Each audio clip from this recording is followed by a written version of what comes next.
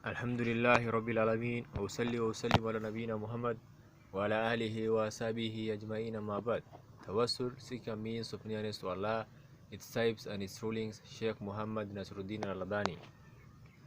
Righteous actions alone are the waseelah which draw one closer to Allah.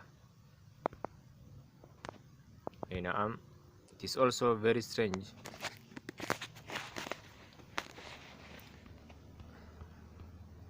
that some of those who claim to have knowledge have become accustomed to using these two ayat as an evidence for what many of them are fervently attached to with regard to seeking tawassul through the persons of the Prophet, or their honor, or their status. And this is erroneous, and the two ayat cannot be used to support it, since it is not established in the Sharia that this tawassul is prescribed and desirable.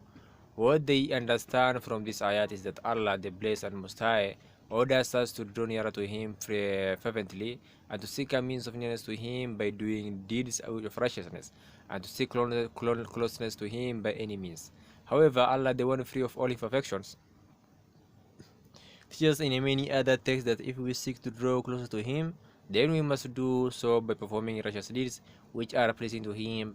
He did not leave those actions up to us, nor did He leave it up to our intellect and our taste and feelings to decide which actions they should be, since in that case we should disagree and differ, conflict and argue. Rather, He, the one free of all imperfections, ordered us to refer to Him for that and to follow His guidance and teaching about that. This is because no one knows what pleases Allah, the Mighty and Majestic, except Him alone.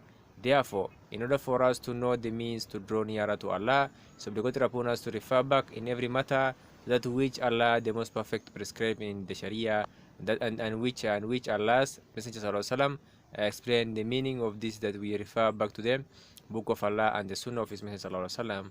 Indeed, this is what our Messenger Muhammad ﷺ commanded us to do in his saying, I have laid amongst you two things, you will not go astray as long as you cling to them, the Book of Allah and the Sunnah of His Messenger ﷺ.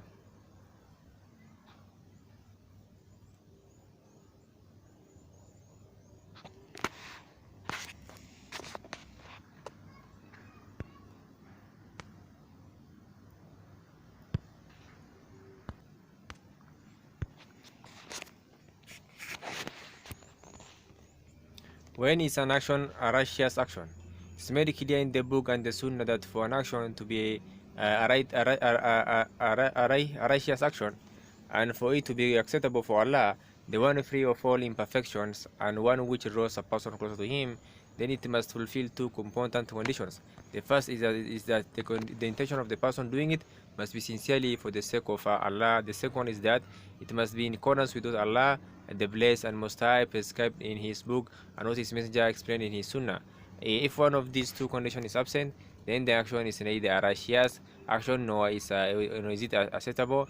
This is indicated by the saying of Allah, the Blessed and the Most High, فَمَنْ كَانَ يَرْجُو لِقَاءَ رَبِّهِ فَلْيَعْمَلْ عَمَلًا صَالِحًا وَلَا يُشْرِكْ بِعِبَادَةِ رَبِّهِ أَحَدًا. Whoever hopes for the meeting with his Lord, let him work righteousness and set none as partner in the worship of his Lord. So He, the one free of all imperfections, orders that the actions should be righteous, that is in accordance with the Sunnah. Then He orders that it should be done purely for Him and not for any other incentive. Al-Hafidh ibn Kathir said in his tafsir, these two things are the two pillars of any acceptable action. It must be done purely for Allah and done correctly in the manner prescribed in the Sharia of Allah's Messenger ﷺ. Is also reported from Al-Qadi Iyad rahimahullah and others.